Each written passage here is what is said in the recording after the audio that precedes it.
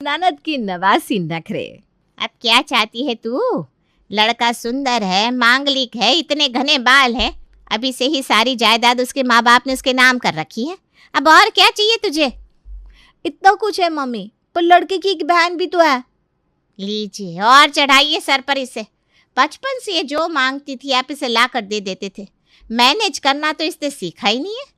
सर्वगुण संपन्न लड़का भी चाहिए, 36 में 30 से ऊपर गुण भी मिला कर दो, और उसके बाद भी अब लड़के की बहन नहीं होनी चाहिए। भाई बहन क्या ही लेकर चली जाएगी? भाई होता तब हिस्से में बंटवारे में प्रॉब्लम होती। बहन का क्या है, बहन तो बेचारी ब्याह कर अपने घर चली जाएगी। अगर ऐसे तुझे बार बार कमियां ही निकालनी है लड़कों में तो मत कर शादी, छोड़ दीजिए, मत देखिए इसके लिए रिश्ते। किस्मत में होनी होगी शादी तो हो जाएगी। हम दोनों भी कब तक लोगों से इसकी शादी की बात चलाते रहेंगे? ये बात तो है पूजा की माँ, ये रिश्ते में हाँ ना होने से संबंध बड़े खराब होते हैं। रोहन के घर वालों को हमने मना नहीं कर दिया था क्या? उनके घर में फंक्शन है, पूरे मोहल्ले को कार्ड गया है, सिर्फ हमें नहीं बुलाया गया। अरे क्यों भेजेंगे वो लोग हमें कार्ड? किस तरह से आपकी बेटी ने रोहन के मुंह पर उसकी बेइज्जती की थी, भूल गए क्या आप? किसी के मुंह पर उसे टकला कौन कह देता है? मेरे भी मायके में कम बेइज्जती नहीं हुई है इस लड़की के कारण। सबके मुंह सूजे रहते हैं। अब आप दोनों ना कुछ ज्यादा ही कह रहे हैं मम्मी। कुल मिलाकर 10 रिश्ते ही तो देखे मैंने अब तक। तो तेरे आगे क्या बूफे लगा दे? जिससे शादी करनी होती है ना वो 1-2 रिश्ते में ही रिश्ता नक्की कर देता है। अब तो हम हाथ जोड़ते हैं भाई, तेरे लिए हमसे रिश्ता नहीं देखा जाएगा। इसकी किस्मत में रिश्ता लगना होगा तो अपने आप लग जाएगा, छोड़िए। रिश्ते की बात अब नहीं होगी, इस बात से पूजा बड़ी खुश होती है। पर कब तक? दिन बीतते जाते हैं और 6 महीने साल भर निकलते निकलते पूजा की सारी सहेलियों की शादी हो जाती है। और आज पूजा सामने से जाकर अपनी माँ से कहती है, वो रिश्ता याद है मम्मी आपको, प्रेम का, जिसके घर वालों ने सारी प्रॉपर्टी पहले उसके नाम कर रखी है। अरे वही जिसकी एक बहन थी। अब तक तो उसकी बहन की शादी भी हो गई होगी। अब बात करो ना उन लोगों से एक बार, कैसे हैं नहीं है, हालचाल का नाम लेकर फ़ोन मिला लो ना। अब नींद टूट रही है तेरी? प्रेम की बहन की शादी हो गई होगी तो क्या वो कमारा बैठा होगा? एक नंबर लड़का था, अब तक शादी नहीं हो गई होगी क्या उसकी? शादी ब्याह की बातें ऐसी नहीं होती पूजा की मम्मी। अगर उसकी किस्मत हमारी बेटी से जुड़ी होगी तो आज तक अटका होगा उसका रिश्ता। और सच में ऐसा ही हुआ था। मंजू अपने बेटे के लिए एक मांगलिक लड़की की तलाश में थी, और कोई ऐसी वैसी मांगलिक नहीं, उतनी ही मांगलिक जितना प्रेम था। अब उतनी ही मांगलिक लड़की मिलती तो कैसे? ऐसी लड़की की तलाश में प्रेम अब तक कमा रहा था। न जाने क्या ग्रहण लगा है तेरी कुंडली में। मुझे तो लगता है ये ग्रहण वो पूजा ही लगवा कर गई है मम्मी। जिस दिन उसने भैया से रिश्ते के लिए मना किया उसके बाद ना भैया को कोई लड़की जची, न कुंडली किसी से मिली। यहाँ हर्षा ये बात कहती है, वहाँ मंजू के फ़ोन पर सुषमा जी का फ़ोन आता है। इतने दिनों बाद सुषमा जी का फ़ोन? लगता है उनकी बेटी का रिश्ता कहीं हो गया होगा, न्योता देने के लिए फ़ोन किया होगा। मंजू फ़ोन उठाती है। सुषमा की बात सुनकर वो सीधा रसोई में भागती हुई जाती है और मिठाई का डब्बा लेकर बाहर आती है। मिठाई का डब्बा लेकर आइए आप? क्या बात हो गई मंजू जी, ऐसा क्या कह दिया सुषमा बहन ने? एकमात्र पूजा ही थी जिसकी कुंडली हमारे प्रेम से पूरी की पूरी मिली थी। दोनों बिल्कुल एक बराबर के मांगलिक हैं, और आज पूरे 1 साल बाद सुषमा जी ने रिश्ते के लिए हाँ कर दी है। यहाँ पूजा ने शादी के लिए हाँ कही, वहाँ प्रेम और पूजा का रिश्ता पक्का हो गया। बिना देर किए मंजू सीधा लड़की वालों के घर पहुँच जाती है और वहीं दोनों की सगाई हो जाती है। ये कैसी अंगूठी पहना दी भाभी आपने भैया को? जरा ओल्ड फैशन नहीं लग रही? देखो तो मम्मी। अंगूठी आ गई ना तेरे भाई के हाथ में, हो गई ना सगाई, इसी का शुक्र मना तू। शादी के दिन तैयार होकर बाराती पूजा के यहाँ पहुँचते हैं। हाय हाय हाय, ये कैसी अरेंजमेंट करवाई है लड़की वालों ने? कहीं सेल्फी के लिए स्पेस ही नहीं बना? बताओ मम्मी, हम दे देते कैश, हम करवा देते तैयारी। अरे अभी तेरी भाभी आई भी नहीं और तेरे नखरे शुरू हो गए। एक बार भाभी का गृह प्रवेश हो जाने दे, उसके बाद जितने नखरे करना है करना। बिल्कुल ठीक कह रही है तुम्हारी मम्मी। इतनी मुश्किल से तो बेचारे प्रेम का रिश्ता पक्का हुआ है, बीच में कुछ बोल बोल कर रिश्ता मत बिगाड़ देना बेटा। वही तो, पता नहीं क्या हुआ है इसे। जिस दिन से ये रिश्ता जुड़ा है उस दिन से अपनी ननद के अवतार में आ गई है हर्षा। ये ऐसा ये वैसा। अरे भाई तुझे ये नहीं दिख रहा कि घर में एक लड़की आएगी तो उसके परिवार में भी तो कितने रिश्ते होंगे, उसी में से किसी लड़के से तेरी शादी भी हो सकती है। छोटे घर की तो है नहीं पूजा, अच्छा घर है, अच्छा खासा खानदान है। बिल्कुल सही कहा, अच्छा खासा परिवार है। बहू के मामा जी, सगे मामा जी मिले, अभी बात हुई मेरी, सीआईडी में है वो। उनका भी तो बेटा कमा रहा है। अपनी भाभी से अच्छा संबंध बनाकर रखना बेटा, आगे तुझे ही काम आएगा। और कुछ इस तरह हर्षा और प्रेम की शादी हो जाती है। शादी के बाद नई बहू अपने ससुराल आती है कि दरवाजे पर ही हर्षा उसे रोक लेती है। इस दहलीज को पार करने के पैसे लगेंगे भाई, ऐसे एंट्री थोड़ी ना दे दूंगी भाभी। आज तो हाथ लगी आप। पर मैं तो पर्स लेकर आई ही नहीं दीदी। मैं दे देता हूँ पैसे, अब मैं और तुम अलग थोड़ी ना है पूजा। आपसे तो ऐसे भी मैं पैसे लूंगी ही भैया, मुझे अभी तो भाभी से पैसे लेने हैं, और अगर मेरे हाथ में कुछ नहीं आया फिर तो भाभी आज गृह प्रवेश कैंसिल। पूजा अपने गले से सोने की चेन उतारकर अपनी ननद की हथेली में रख देती है। ये लीजिए दीदी, इससे आप रात भर के लिए डिपॉजिट रख लीजिए, सुबह मैं आपको कैश दे दूंगी। अब तो ठीक है ना? ये आया बहू का सिक्सर, बिल्कुल चतुर चालाक बहू लेकर आई है तू मंजू। कैसी लगी मात हर्षा? इस जंग को देखने में मजा आने वाला है। यहाँ सब संग संग है आंटी जी, यहाँ कोई जंग वंग नहीं देख पाएंगे आप मेरे रहते। मेहमानों के आगे पूजा की इज्जत और बढ़ जाती है। ससुराल में नई बहू के हाथों जो रस्में होनी थी हो जाती है। फिर सभी अपने कमरे में जाने लगते हैं, और जैसे ही पूजा अपने कमरे में पहुंचती है वो देखती है कि बिस्तर पर तो पहले से ही हर्षा मौजूद है। दूध लेकर आई हैं क्या दीदी आप? हाय हाय, मैं दूध वूध क्यों लेकर आऊँगी? मैं काम शाम नहीं करती, मैं तो आपसे बात करने आई हूँ।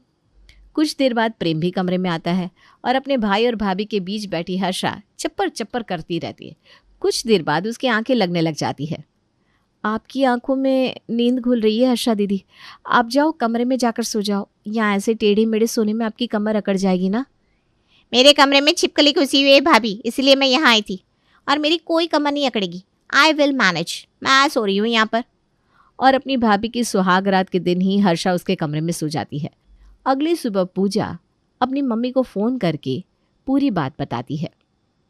काहे की सुहाग रात मम्मी, क्या ही होता, हम दोनों के बीच तो दीदी सो रही थी, इसी के कारण ना मैं बहन वाले लड़के से शादी नहीं करना चाहती थी, पर किस्मत में कंकर तो क्या करेगा शंकर।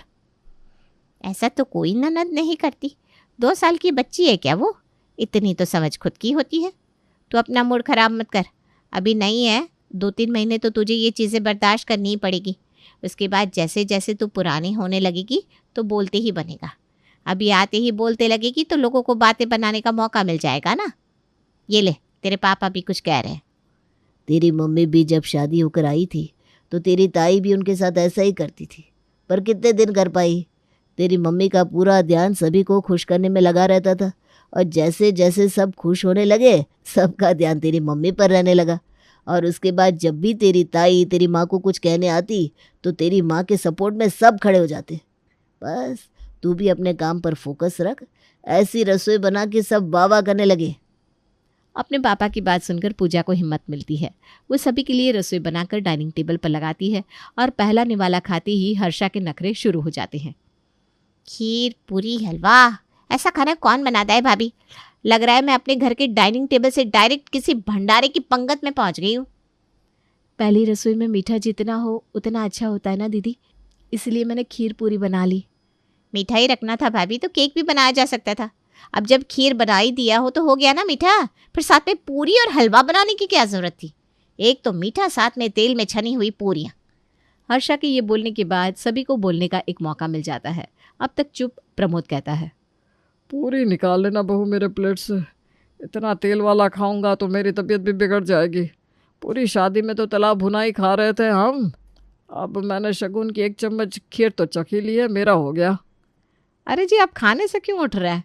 आपकी बहू है ना, और कुछ बना कर ले आएगी आपकी बहू। जा बेटा। कुछ और बन ही रहा है भाभी, तो मेरे लिए फ्रेंच फ्राइज बना दीजिएगा, मैं खा लूँगी। हाँ हाँ, क्यों नहीं बनाएगी तेरी भाभी। जा पूजा बेटा, यही मौका है सभी का दिल जीतने का। पूजा फिर से जाती है और अपनी ननद के लिए फ्रेंच फ्राइज बनाकर लाती है। आप खुश दीदी? लगता है आज आपने पहली बार फ्रेंच फ्राइज बनाई है भाभी। खैर, खा लेती हूँ, जो है सो है। अब नई बहू आएगी तो खाली हाथ आएगी नहीं। पूजा सभी के लिए गिफ्ट्स लेकर आई थी। अपने कमरे से 2 बैग निकालकर पूजा बाहर लाती है और उन्हें खोलकर सभी की गिफ्ट एक एक करके उन्हें देना शुरू करती है। ये लीजिए मम्मी जी, आपके लिए कांजीवरम साड़ी। आहा, कितना खूबसूरत रंग है, देख रहा है प्रेम, गुलाबी रंग। बहू ये रंग ना मेरा फेवरेट है, बड़ी सुंदर साड़ी है सच में। इस साड़ी में ना 2 ब्लाउज है मम्मी जी, एक नॉन स्टिच और एक स्टिच। स्टिच वाली को स्कर्ट के साथ भी पहन सकते हैं, और ये पापा जी के लिए शर्ट और पैंट का कपड़ा। ये अच्छा है, पति के लिए आप खुद आ गई, सास ससुर के लिए गिफ्ट ले आई, मैं तो ऊपर से पड़ी हूँ जैसे। इकलौती ननद के लिए कुछ कैसे ना लेकर आती मैं। दीदी आपके लिए लाई हूँ ना ये 1 पीस ड्रेस। जा जाकर पहन, हम भी तो देखे कैसा लग रहा है तुझ पर। हर्षा 1 पीस पहन कर आती है। छी, कैसे रंग की ड्रेस लेकर आई हैं भाभी, बिल्कुल अच्छी नहीं है। अच्छा तो आप मेरी ये मेकअप किट रख लीजिए। इसे रख ही रही हूँ मैं भाभी, बट मुझे ये बात समझ में नहीं आ रही, ऐसी मेकअप किट अपने लिए ही क्यों? कोई ब्रांड है ये, 3rd ग्रेड ब्रांड? हर्षा पूजा की लाई गिफ्ट में 100 नुक्स निकाल कर कमरे में चली जाती है। अब हर रोज़ पूजा के ससुराल में यही होता, उसका सारा वक्त अपनी ननद को खुश करने में ही जाता। एक रात पूजा अपनी माँ से फ़ोन पर बात कर रही थी। क्या बना रही है बेटा खाने में? क्या ही बनाऊंगी मम्मी, लगता है अब मेरा मांस खाकर ही दीदी के मुंह में स्वाद आएगा। कुछ भी क्यों ना बना दूं मैं, कोई ना कोई नुक्स निकाल ही देती है, और उन्हें देखकर एक एक करके सभी शुरू हो जाते हैं। अरे तो आज छोड़ दे, खाना ही मत बना, बाहर ही चली जा, इसी बहाने तुझे भी काम से छुट्टी मिलेगी। और पूजा अपने ससुराल वालों के साथ पहुंचती है रेस्टोरेंट। जिसे जो पसंद है उस हिसाब से ऑर्डर कर दिया है मैंने मम्मी जी। आज तो दीदी आपको खाना आपकी पसंद का ही मिलेगा। पर नवासी नखरे वाली हर्षा कहाँ खुश होने वाली थी। हाँ, नॉट गुड, कैसा खाना है, यही रेस्टोरेंट मिला था आपको भाभी? पर दीदी ये तो यहाँ का बेस्ट रेस्टोरेंट है। फ्राइड राइस देख रहे हैं पापा, ऐसी फ्राइड राइस कौन बनाता है? हाँ बेटा, खाना उतना अच्छा नहीं है, ठीक है तो कह रही है हर्षा बेटा। अब बात हुआ, दिमाग खराब करके रख दिया है दीदी ने। पिछले 2 सालों से खिला रही हूँ, फिर इन्हें कुछ पसंद ही नहीं आ रहा। मैं कुछ भी कर दूँ ये खुश नहीं होने वाली। अब तो फ़ायदा इसी में है कि इनकी डोली उठा दी जाए। मैंने सुना है दीदी, जो लड़कियां अपने मायके में दुखी रहती है ना, उन्हें ससुराल में बहुत लाड मिलता है। आपका पति आपको ज़रूर खुश रखेगा, मुझे पूरा विश्वास है। इस बात से ध्यान आया मम्मी जी, अब दीदी की भी उम्र हो गई है, हम और कितनी देर करेंगे। हम एक शेफ़ ही ढूंढ लाते हैं, दीदी को अच्छा खाना तो मिले। पूजा अपनी ननद के लिए रिश्ते देखना शुरू कर देती है। लड़के वाले पहुंचते हैं हर्षा को देखने। दोनों परिवारों में बात हो जाती है। सभी को रोशन बड़ा पसंद आता है। पूजा हर्षा को अलग से ले जाकर उसके मन की पूछती है। हम सबको तो लड़का बहुत पसंद आया दीदी, आप बताइए पसंद आया ना लड़का? मैं भी क्या कंफर्म कर रही हूँ, पिछले 2 घंटे से आप रोशन से हंसी ठिठोली कर रही हैं। पसंद तो आया ही होगा। बिल्कुल भी नहीं, मुझे तो लड़के में बिल्कुल वो स्पार्क ही नहीं लगा। और हर्षा इस रिश्ते के लिए मना कर देती है। ऐसे ही कुल 21 रिश्तों को देखने के बाद भी हर्षा को अभी तक कोई लड़का पसंद नहीं आया था। एक शाम चाय पीते पीते हर्षा अपनी भाभी को आवाज़ लगाती है। चाय के साथ कुछ मिलेगा कि नहीं भाभी? हर्षा की आवाज़ सुनते ही पूजा एक प्लेट में एक रोटी रखकर हर्षा के हाथों में पकड़ा देती है। ये क्या मजाक है भाभी? ऐसे भी आपको मेरे हाथ का खाना पसंद नहीं आता तो क्यों मेहनत करूं मैं? 5 साल हो गए मेरी शादी को, आज तक कभी आपने मेरी तारीफ की जो आज कर देंगी। और ऐसे भी आपको कमी निकालनी है तो मैंने मौका दे दिया, निकालिए जी भर कर कमी। ऐसा सिरदर्द मचा दिया है, इतनी टेंशन, इस लड़के में वो चाम नहीं, इसके होठों के पास तिल नहीं। ये अच्छा है पर वो क्लिक नहीं हुआ, दिल की घंटी नहीं बजी। कौन है भाई, किसके हाथों में घंटी बजाने का डंडा देकर भेजा है भगवान ने कि जाओ हर्षा के दिल की घंटी बजा के आओ? कभी कभी तो लगता है काश ये छत से गिर जाए और नीचे दब जाऊं। ध्यान से बहुत सोच समझ कर बोला कर, इस छत के नीचे हम भी रहता है। वैसे कल रात ना मैंने बहुत सोचा भाभी, वो सबसे पहले जो लड़का नहीं देखा था, मुझे लग रहा है वही इन सब में ठीक था। और हर्षा की ये बात सुनते ही पूजा को अपना वक्त याद आ जाता है कि कैसे उसने भी पहले ही देखे हुए लड़के को फाइनल किया था। ऐसे ही मैंने भी ना बहुत ड्रामा किया था।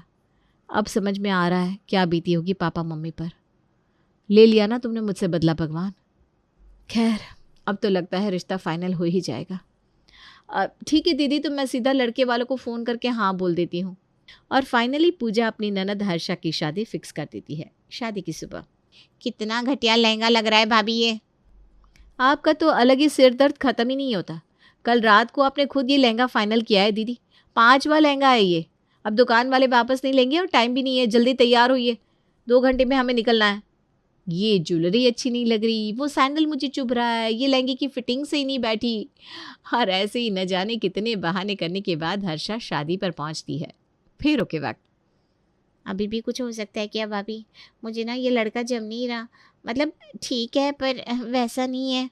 ऐसा वैसा कैसा वैसा, देखिए ये सब ना शादी के बाद कीजिएगा दीदी। जीजा जी, मैं आपको अपने कलेजे का टुकड़ा सौंप रही हूँ। इस टुकड़े को संभाल कर रखिएगा और कुछ भी हो बस वापस मत लौटने आ जाइएगा।